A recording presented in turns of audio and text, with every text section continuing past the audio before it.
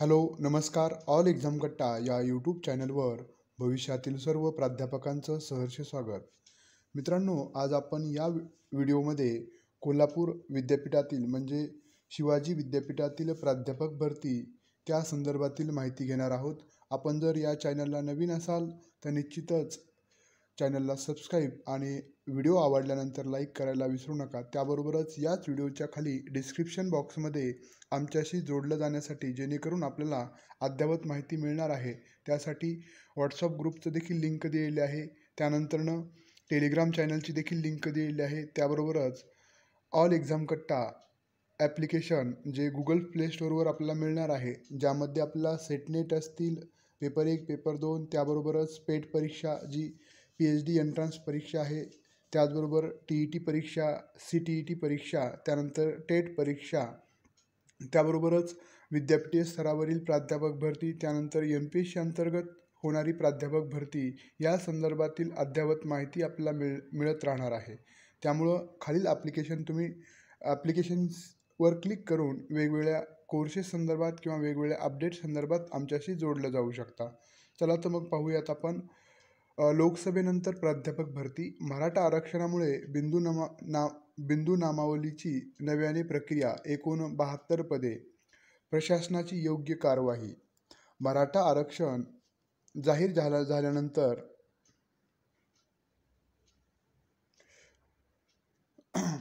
रोस्टरची प्रक्रिया नव्याने होईल. लोकसभा निवडणुकीची आचारसंहिता संपल्यावर प्राध्यापक भरतीची प्रक्रिया सुरू होईल. अनेक वर्षाचा प्रलंबित प्रश्न मार्गी लागेल.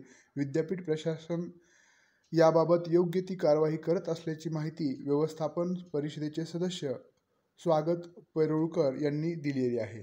त्यानंतरनं प्राध्यापक भरती संदर्भातील जे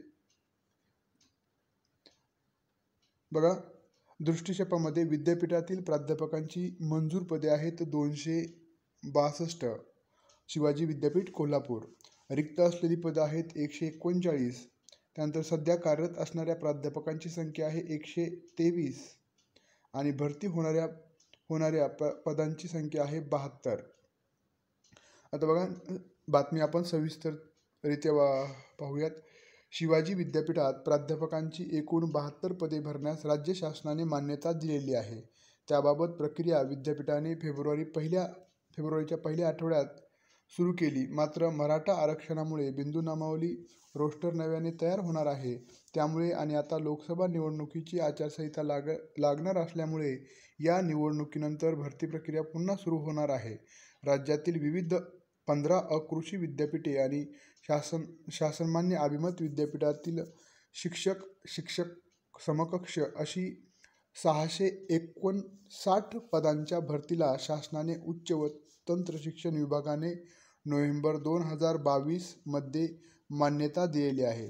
त्यानुसार शिवाजी विद्यापीठाला एकूण 72 पदांच्या भरतीसाठी मान्यता मिळाली आहे.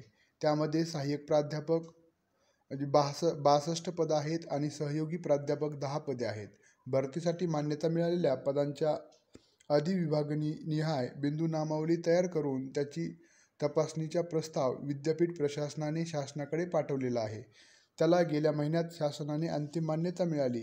त्यानंतर अर्जासह अन्य प्रक्रियेबाबत जाहिरात प्रसिद्ध करण्यास व्यवस्थापन परिषदेने फेब्रुवारीच्या पहिल्या आठवड्यात मान्यता दिली.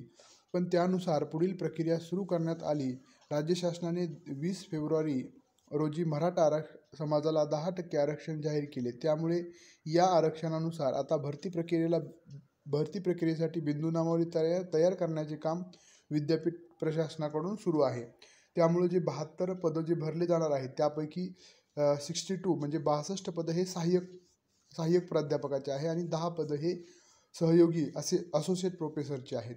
त्यामुळं जी भरती प्रक्रिया जी रखडलेली आहे शिवाजी विद्यापीठ कोल्हापूर यांची, ती भरती प्रक्रिया लोकसभेनंतरनं सुरू होईल.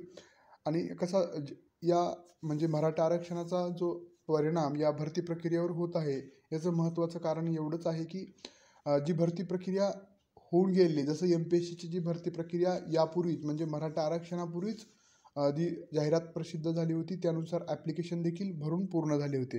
त्यामुळे त्याच्यावर या मराठा आरक्षणाचा परिणाम होणार नाही आहे.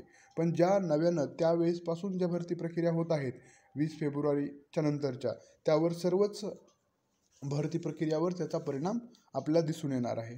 त्यामुळं निश्चितच लोकसभेनंतर प्राध्यापक भरती म्हणजे आपण मे नंतरच ही प्राध्यापक भरती होणार आहे, हे आता जवळपास निश्चित झालेलं आहे.